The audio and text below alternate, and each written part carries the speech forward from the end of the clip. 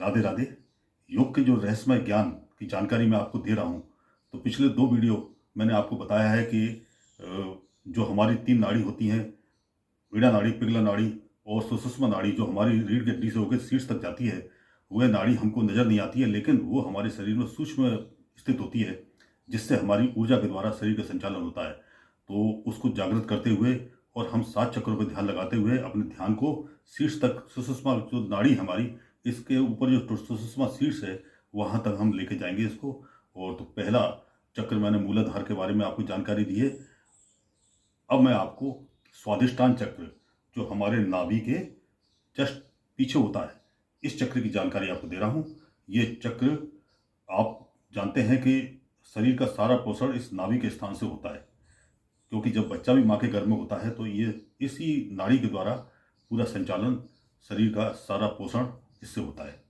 तो ये जो हमारा ये चक्र है, जो हमारी आंतें हैं और जो लीवर के बाद जो आगे हमको पोषण मिलता है, ये सही रहे, इसके लिए आप इस चक्र पे ध्यान लगाइए।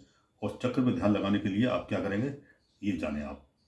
तो ये जो हमारा स्वादिष्टान चक्र है, ये नाभि के पीछे जो होता है, ये ब्रह्मा जी का स्थान है।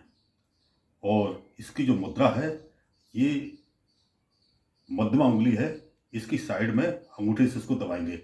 उसके बगल की जो अनामिका उंगली है वो मिली रहेगी और तर्जनी कनिष्ठा सीधी रहेंगी।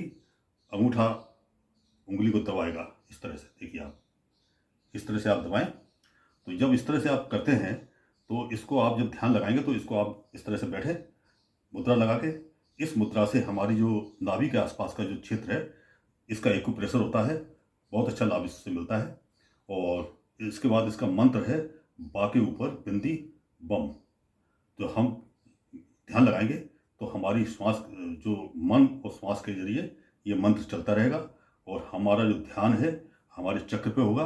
और चक्र पे हमारा ध्यान, छवि जो है ब्रह्मा जी की, हम मन के अंदर धारण करेंगे। तो करें आप।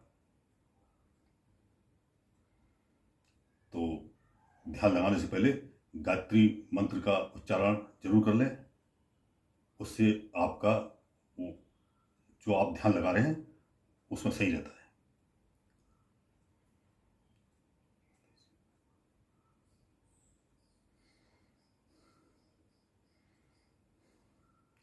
चक्र पे ध्यान लग गया है, ब्रह्मा जी के स्वरूप का ध्यान कर रहे हैं।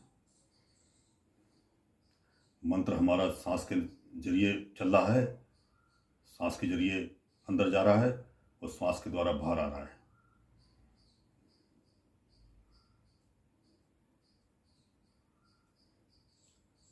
तो इस तरह देखा आपने, ये मुद्रा लगी है।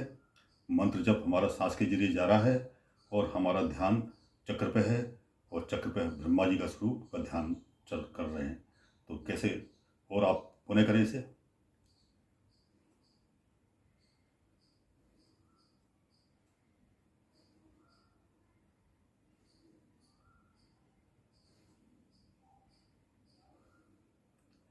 योग के अंदर एक खास चीज़ है कि आप योग के अंदर जब आप करते हैं तो आपके चेहरे के अंदर किसी प्रकार का तनाव नहीं होना चाहिए, मुस्कुराहट होनी चाहिए, हृदय में प्रेम होना चाहिए, किसी के प्रति कटुता नहीं होनी चाहिए, किसी के प्रति दुर्भावना नहीं होनी चाहिए, किसी के प्रति घृणा नहीं होनी चाहिए। क्योंकि हमारा योग तभी सफल होता है जब हम इस मार्ग से आगे बढ़ते हैं, क्योंकि योग मार्ग साक्षात ईश्वर से जुड़ने का मार्ग है।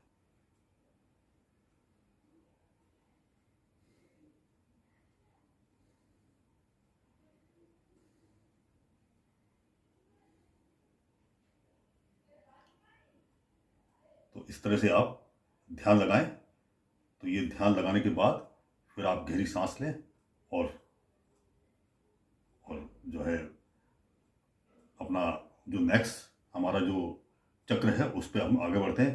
तो ये 1 बाय 1 मैं आपको जानकारी दे रहा हूँ। तो आज जो मैंने जानकारी दी आपको, ये स्वादिष्टान चक्र, और इसके बाद फिर अगला मणिपुर चक्र है।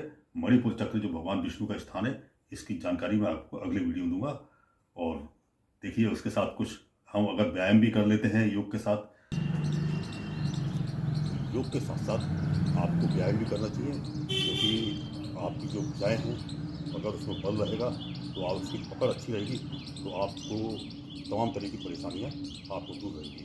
तो इसके लिए आप इस तरह से व्यायाम कर सकते हैं। और इसके लिए मैं बताऊँगा आपको कि जब भी कोई आप व्यायाम करते हैं तो आप सीधे रीढ़ की हड्डी आपकी सीधी रहे, क्योंकि अगर आप तिरछे या टेढ़े होते हैं तो आपकी हड्डियों में दोष पैदा होता है, जिससे आपके शरीर को भारी नुकसान होने की संभावना रहती है।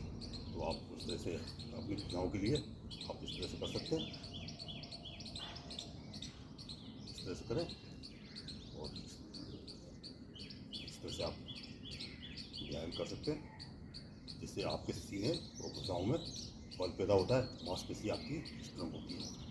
तो योग और व्यायाम का आप मिक्सअप करें तो आपको शरीर में अच्छा लाभ होता है। तो इस तरह से आप कर सकते हैं।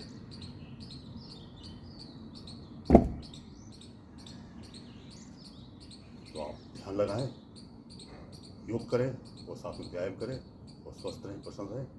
ये राम।